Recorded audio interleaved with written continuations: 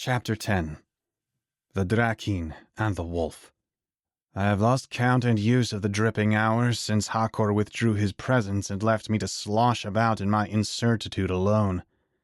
It has not occurred to me until now, regretfully so, that I ought to have spent the time meditating and focusing on my healing, as he suggested I do, rather than questioning his intentions. Of which, the summation of my contemplating his character is as such.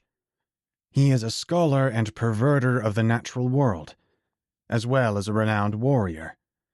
Either he truly desires to test my abilities in battle, or he simply seeks to study my overall physiology and the breadth of my kinetics during combat.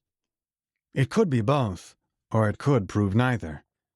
He has spoken sparsely, and thus has left me to derive what I may of his devices largely through second-hand writings and tellings of his nature. Better I forego drinking this remaining half of the Silver Creek's water that I have with me, for I know not the soundness of my surroundings. I need recover naturally. Fortunately, a well-equipped wolf has alternative methods to do thus. I pull inward a deep inhalation. Out with the weak, I exhale. After a short while, I find my head is clear and my thoughts are my own. Original and unmotivated by the outside world. Uninfluenced by the forces that be. Unobstructed by all, save the internal manifestations of the self, and even then, the thoughts drift passively without my participation. They come and they pass, waft and they go, taking with them the aches of my body and troubles of my spirit. Although it doesn't quite rival the renewal witnessed of Silver Creek, this sort of method of healing does assist in hastening the body's inherent recovery process. I sense movement. He's at last rejoining me. Hakor emerges from the shadows of a large canyon roughly 2 km before me. His is heavy and it is communal with this strange province of his. Each step brings with it a slightly larger tremor than the last. Stones within his vicinity, the size of our domes, levitate as he treads. His relationship with this domain is one tied by some telekinetic thread. If he wills it, then so shall it be. One by one, and without warning, he kicks and shoots the floating stones in my direction with a powerful impetus as they hover before him. Command, versatile! I leap into action, dodging what I can whilst my knuckles and elbows parry and deflect what I cannot. His rate of fire increases as his approach quickens. We continue this exchange up until the final closing amma of distance, then he strikes my rib with an aggressive round kick, disrupting his own tempo as to catch me off guard. I strain to keep my balance aligned and respond with a foremost uppercut. My fist striking true, he hammers his neck back down, retorting my assault by the clashing of our skulls. I falter backwards, barely seizing myself from collapse. Upon achieving my renewed equilibrium, I swiftly broadened the spatial expanse between us by a span of about 10 amma as to devise a more optimal approach to engaging him in combat. This short exchange was but a foretaste, a sampling of one another. He utters these incantations. Blood command, zombie stamina. Then, Blood command, elastic limbs. Hakor fires a jab, and his arm is significantly prolonged to bridge the considerable space between us. I weave to the left, but it swings about and wraps around me like a meal-devoted serpent. Constricted, he pulls me towards him and bashes my skull with his own yet again, then discards my dangling frame to the side. You're going to have to do a lot better than that if you desire to pry this fan from my cold gray fingers, he says whilst yet in the pose he threw me from, solidified in his unmoving confidence. How is it that you are aware of the purpose of my quest? I reply, a stream of blood streaming from my hairline and down between my eyes. That is why you have come, is it not? He jams his fist into the ground and it resurfaces in front of me. I evade his attempt and then loose an astral arrow at him. As the arrow approaches, his torso distorts around it. Amazing!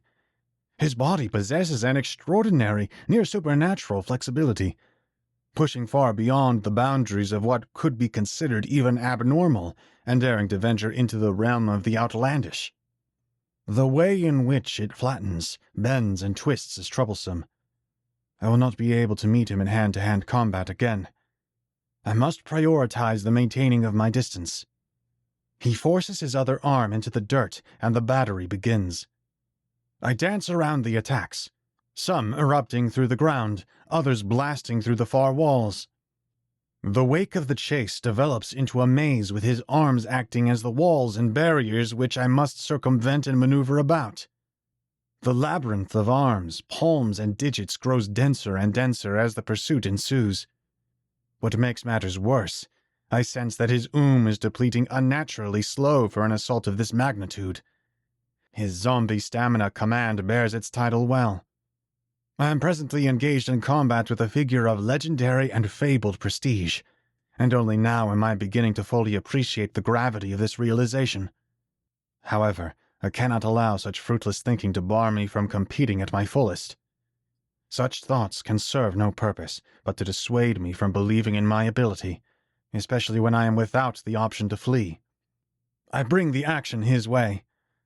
It does little to fool him as he redirects the path of his angry arms upwards before he can inflict self-harm. He stomps one foot into the equation and it hails down, rejoining us from the bursting ceiling. I am cornered. Command! Cloak! I vanish from his sight and flee behind a nearby crevice in the wall. I do not have long. This is his domain, and thus I must consider that there is little use in hiding within it. Suddenly, a heavy, ringing sensation crowds my thoughts. It's coming from the map. I feel its essence forcing its way inside of me. It's giving me power. The pours from the map into my vessel, but without draining itself, as though the vitality it yields is derived from thin air. The map acts as an endless reservoir, a conduit for collecting and passing though it must have its limits, as I have mine. What's more, this is unlike any I've felt before. It is a foreign one. This may tip the scale. In this state, with my cloak, not only may I completely camouflage myself to his sight, but I may also mute every action I take. At the very least, for the moment, I am lethally silent, and especially thus when considering this new surge of power. Command, line of fire. My astral bow is transfigured into a form capable of launching a volley and storm of lesser arrows. I release the string, and before he is tipped off by his telling territory, an unseen cosmic shower rains down within his undead fortress, over and upon the legendary wolf. Hundreds of arrows penetrate into his attacking arms, legs, and some even manage to slip into his shoulders, back, and torso. I dash behind the nearest boulder for cover, then detonate each arrow that had hit its mark. The luminescent exhibit within the formerly dim cave remakes Hakor. Scorched and marred, his bubbling limbs, pulsating with his flesh now exposed, begin retracting back to him in the defeated retreat of snakes slithering away and escaping a failed hunt in which that failure meant both continuation of their hunger, as well as their suffering of fatal injuries. In this moment, he truly resembles a zombie. The legendary wolf wheezes profusely. His arms hang by the threads of melted skin and torn ligaments. Soot colors his body black. So, now we shall see who it is that has inherited Boreas' soul. He voices between his gasps, chuckling despite his immense agony. Before me, I witness the portentous sight of his burns mending and the sizzle of his blood as it knits together his wounds. With each passing moment, his bones crack and shift, making way for the growth of new, sinewy muscle. He towers over me, having grown half an amma taller, and his once slender frame now swells with an impressive girth. His calves bulge with new-found strength, whilst his fangs jut out from beneath his lower lip like sharpened tusk-like daggers. His nails elongate and curve into razor-sharp claws, and the brawn of his back twists into a fearsome hunch. Even his ears stretch into a more tapered form. It is now intelligibly evident to me why it is that he is called the zombie wolf. Truly, he is deserving of such a title. He breaks to the left and vanishes from my sight, slipping into the shadows with a famished haste. My eyes cannot keep up with his ferocious sprint. I can sense him, but one moment he's here, and the next he's at the other end of my field of perception. Hakor greets me with a quick slash to my left ankle from out of the bleakness of nothingness, then dissipates into it once more. His newfound claws have cut deep. Command, cloak! I reactivate that which I ought have never neutralized. I tremble due to my injury as I leap backwards and find shelter behind another boulder. Just when I deem myself safe, Hakor slices my back, then disappears again. He can smell me, of course. He's part wolf now. The intellect of an Omani wolf intertwined with the instinct of a natural one. A real wolf. I had to devise some manner of a counter, or suffer the jagged consequences. Again he carves my flesh, authoring my pain. My skin and meat his pages. His claws the pen with which he writes. My blood the ink. I must act now lest I suffer a fatal defeat. Hakor appears directly before me, and just as he initiates the motion for his final blow, he comes to a sudden frozen halt. As I look about in a paranoid confusion, I notice nothing is moving. The glowing insects, the breathing walls, everything has ceased to budge. The map is doing this. What else could it be? My body as a whole begins to cramp. My arms and legs contract, and I am brought to a crumpling fold and reduced to a painful curl, left crooked in the fetal position. I scream in my unforeseen anguish. It's forcing far too much power into me. I can feel my umatic pathway strenuously enlarge and expand drastically. Reptilian scales begin to form on my forearms, calves, shins, and forehead, distending and bulging without end. What is happening to me? I wail, my intention being to simply think it, but the pain leaves no room for thought and expels it from my mind, evicting it through my throat. Then, time returns to us. A bright and unstable explosion detonates from inside my chest, hurtling Hakor deep into an adjacent wall. I am unharmed, but I do not feel quite myself. I recover my footing and approach a small puddle to get a good look at my newborn features. My eyes, caved in deeper than usual, house irises which glow in the same tint as my astral bow. My skin is rugged with scales, and far more calloused than ever before. My nostrils resemble those of a lizard, sunk and defined by two slits alone. Barely recognizing myself, I slam my fist into the reflection. I've somehow transformed. Hakor pulls himself from the crumbling wall. Drakin, He utters from behind his smirk. your is in allegiance with the Drakin. He continues.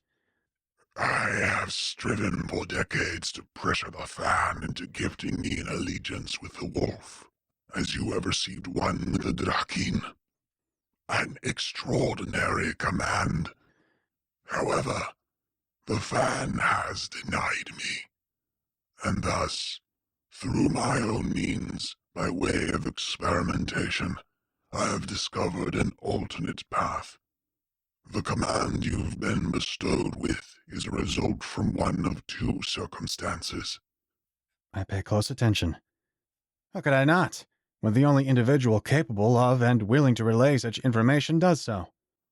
Either you have a soul that is capable of harnessing a rare type of or you've been carrying one of Parias's artifacts around for some time now.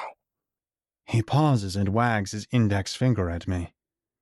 And since it's impossible for you to have the key without the van and map, I'd say, by process of elimination, you're in possession of the map right now. That's no guess. He knows with an impeccable certainty of what he speaks. A drop of water from the moist, salivating cave ceiling loosens its vain cling and falls. When it clashes with the muddy floor, we clash with one another. I shell myself against his right fist, then counter with an explosive left, impacting his sternum.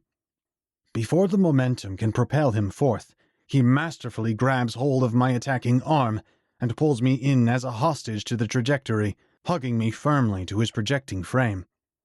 As we soar through the damp air, Hakor embraces me tighter, exhibiting his wrestling mid-air and attempting to crush me with his animalistic strength.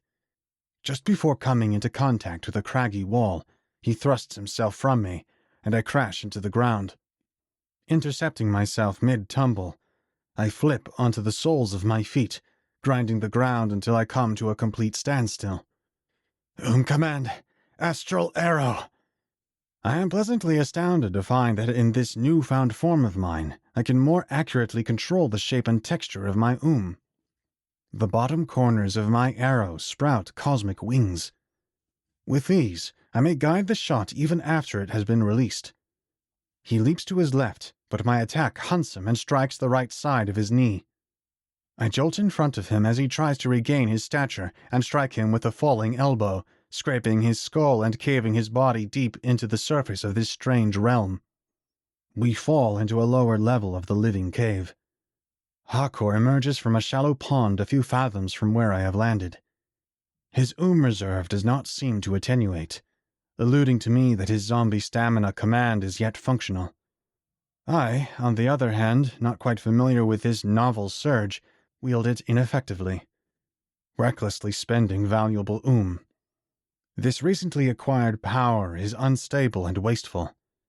I need time to hone it, but I cannot disregard using it now, for my opponent is the better without it. You've realized... He chuckles. What exactly have I realized, Hakor? That I do not grow weary. Sure, you may be physically stronger than I am, but you do not possess the stamina required to finish me. His statement resonates. Hakor initiates his stroll in my direction. At first, his motion is apathetic, then quick as though he readies to attack. But then he slows again. Each step begins to take longer and longer to execute. An air of hesitation engulfs him. We have an unwelcome guest, the undead wolf bellows. The dirt and soil below him spew upwards, and he is wrapped tight in a blanket of wet rubble. Saba is here. From an indentation in the cliff behind me, his voice finds form. This is the second time I've come to your rescue, O Mani. Saba clenches his fists, one on top of the other, then twists them as though he were wrenching and wringing a wet rag dry. The rocky blanket stiffens around Hakor, compressing his abnormal anatomy and doing well to restrict it. I use this opportunity to prepare an astral arrow, and I pour my all into this one. Hand the fan over, I demand of him. Hakor drops his chin in a sulking fashion. I am in no position to hand anyone anything. He jests, then continues. Grant me this favor and forego sending me back to the well. Existence has become rather tiresome. He exhales a sigh of relief before going on, and he raises his scowl. It accompanied by an eager and troubling smirk. I am a curious investigator of life and death, after all. And what better method to study death than by seeing for myself why such a commotion is made of him? Though I can tell you, we are not complete strangers, him and I. As I am sure you've come to realize, I've had many encounters with him through medial means.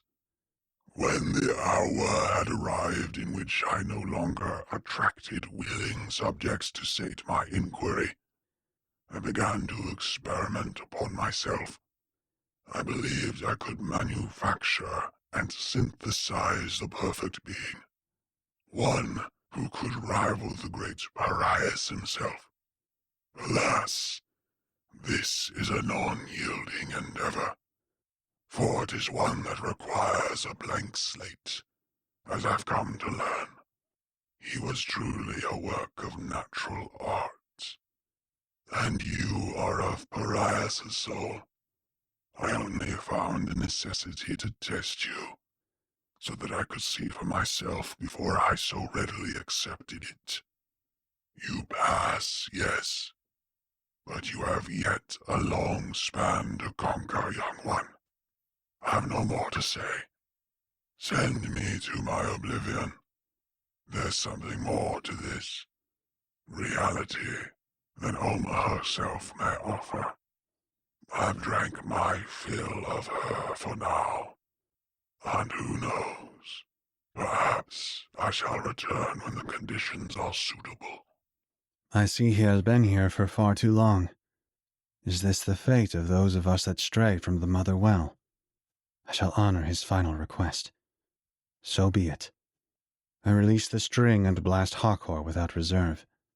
For an instant, his silhouette is all that is visible, and that too evaporates within the mighty flash. Left in his place is a cremated rogue wolf, and a golden hand fan linked to its complementing and riveting chain. I scoop it from the ashes and don it upon myself as a pendant of our triumph. You're growing relentless, Omani. Saba sports a baneful grin as he says this to me, pleased with the corruption of my character and my willingness to kill absent of any hesitation. He is right. My usual inclination towards compassion and forgiveness is faltering, and I am doing little to recollect it. The world outside of my village and that of my customary ilk has begun to harden me. I must find the will to challenge it, lest I risk losing who it is that I am.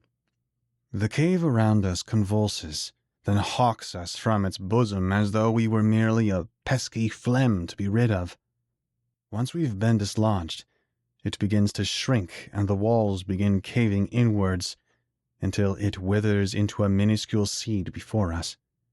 It was as watching life in reverse. Saba stomps and smothers the grayed kernel into a fine dust. And to it I say, good riddance.